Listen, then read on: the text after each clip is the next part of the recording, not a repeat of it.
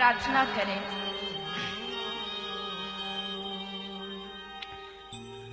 कि हे प्रभु, निष्काम भक्ति की प्राप्ति हमें हो।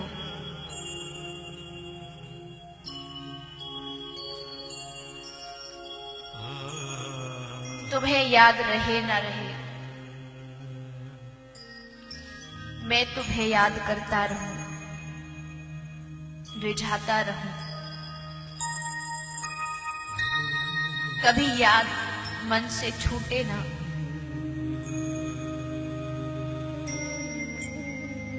कभी तुम्हें भूलूं नहीं,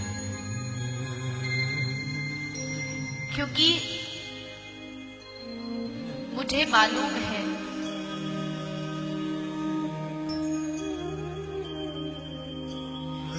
मैंने बहुत अपराध किए, लेकिन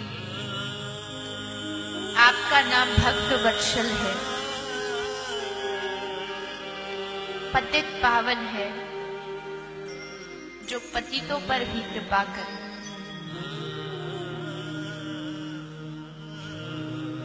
भगवान को कोई धन नहीं चाहिए, कोई ऐश्वर्य नहीं चाहिए, सिर्फ भाव मांगते हैं कि भाव लेके तू आ जा। उड़ीसा प्रांत की कथा है, श्री जगन्नाथ मंदिर में एक ठाकुर जी का भक्त रहता है, नाम है दासिया बावली। दासिया बावली छोटा सा भक्त है, छोटा सा बालक है, नीची जाति का है। मंदिर में उसका प्रवेश वर्जित है। नीची जाति का कोई व्यक्ति जगन्नाथ मंदिर में कैसे प्रवेश करे? बेचारा दासिया मंदिर के बाहर खड़ा हो जाता था और खड़ा खड़ा वहीं से श्री ठाकुर जी को दर्शन करता था, याद करता था। गर्मियों का समय था, आम का मौसम था, सोचा आज अपने ठाकुर जी के लिए लेकर के जाऊं। दासिया लेकर के आता है एक टोकरी में सुंदर फल, बाहर खड़ा हो गया। अंदर पंडित जी जा रहे थे, कहा कि महाराज क्या आप मेरे फलों को अंदर पहुंचा दोगे ठाकुर जी के समक्ष? पंडित जी ने कहा, रे मूर्ख, तो जैसे नीच जाति के व्यक्ति के हाथ से स्पर्श हुआ फल मैं भगवान को चढ़ा सकता हूं? बोला चल भाग यहां से।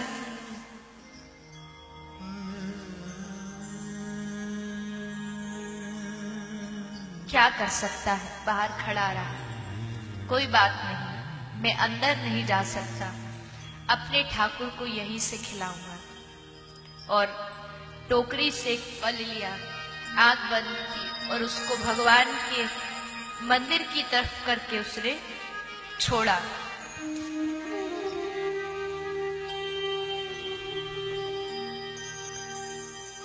लोगों की लाइन लगी थी देखने के लिए। जैसे छोड़ा, वो फल ना तो ऊपर गया न नीचे, बीच में ही अदृश्य हो गए। दूसरा लिया, वो आगे किया, वो भी बीच में अदृश्य हो गया। सब टोकरी खाली हो गई, फल कहाँ गए पता नहीं। लेकिन जब दूसरे दिन जगन्नाथ मंदिर में पूजा हुई, पंडित जी ने भगवान की साफ सफाई की, श्रृंगार किया, आश्चर्य हो गया पंडित जी को देख करके। जिस दासिया को मूर्ख कहा था कि जा तू यहां से भाग जा, भगवान स्वीकार नहीं करेंगे। आज भगवान की विग्रह के पीछे दासिया की टोकरी के आम जितने भी थे, उन आम की गुठली ठाकुर जी के विग्रह के पीछे पड़ी हुई थी, इकट्ठा ढेर लगा हुआ।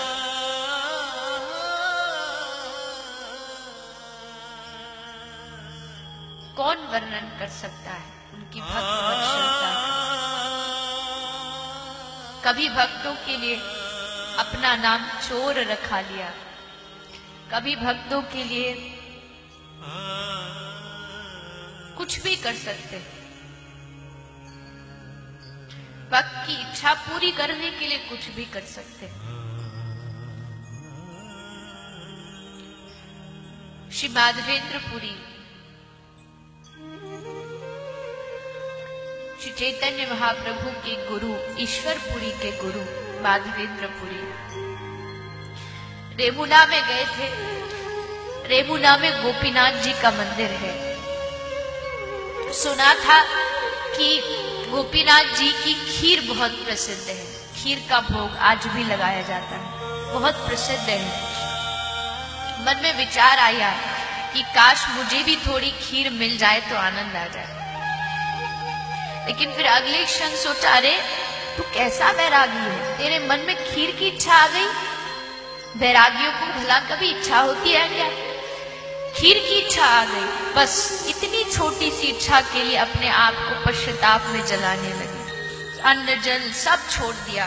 मंदिर के बाहर मजीरा लेके पूरी रात हरि नाम संकीर्तन किया। हरे कृष्ण गाते गाते रोते रहे, प्रभु से क्षमा मांगते रहे, प्रभु गलती हो गई।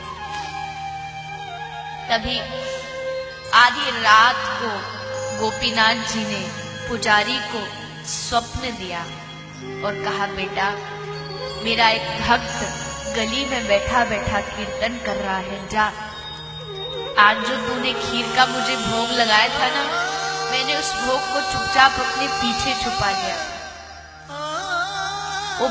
वो खीर अभी भी पीछे रखी है, मेरी मूर्ति के पीछे, जा लेके जा और उसको माधवेंद्रपुरी को खिला दे।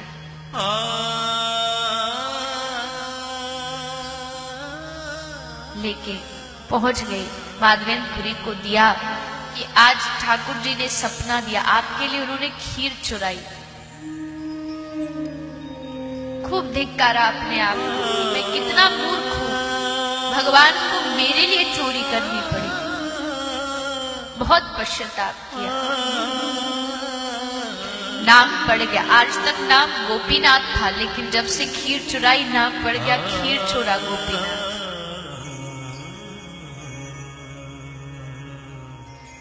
अभी भी खीर चोरा गोपीनाथ के नाम से प्रसिद्ध है। यानी भक्त के लिए नाम भी किसको अच्छा लगे कि कोई मुझसे चोर कहे? हमें अच्छा लगेगा कि कोई हमसे चोर कहे, लेकिन वो तैयार है अपने आप को चोर कहलाने के लिए, अपने भक्त के लिए।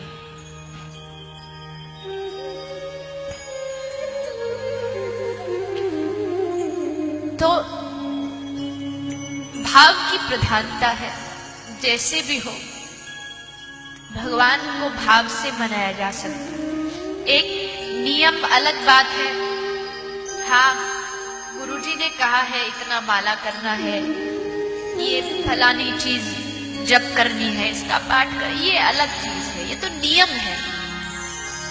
अब गुरुजी ने कह दिया मधुराष्टकम जप करो, हम रोज कर रहे हैं, नियम दिया है इसलिए कर रहे हैं। लेकिन एक समय ऐसा आए जब अधुरम मधुरम नयनम मधुरम सिर्फ इतना कहें और बस आवाज बंद हो जाए, फिर बस भगवान दिखे, उसको देखें और उससे आगे कुछ भी नहीं हो।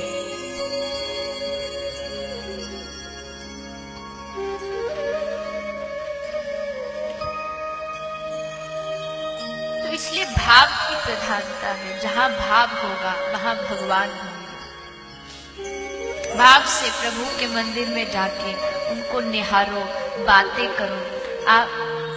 आप सबके घर में कहीं ना किसी के घर में छोटे छोटे गोपाल जी होंगे। आपने सुना होगा कि गोपाल जी अपने भक्तों से बातें करते हैं। आपको नहीं लगता आपके गोपाल जी ने आज तक हमसे, हमारे गोपाल जी ने हमसे आज तक बातें क्यों नहीं की? इसलिए नहीं की क्योंकि अगर गोपाल जी है तो ये भाव रखना पड़ेगा कि ये छोटा सा बालक है, अभी इसको बोलना नहीं आता, चलना नहीं आता। जब बालक को बोलना नहीं आता तो माँ बाप उसको बोलना सिखाते हैं। हमने आज तक अपने गोपाल जी को बोलना सिखाया? नहीं सिखाया तो बोलेंगे कहां से? पहले सिखाना पड़ेगा। अगर उनको बाल गोपाल मानते हैं तो पहले उनको बोलना सिखाना पड़ेगा, तब वो बोलेंगे। ये भाव है बोलना। हम तो खैर क्या ठाकुर जी को सिखाएंगे, पर ये भाव की प्रधानता है। चलना सिखाएंगे तो ठाकुर जी चलेंगे।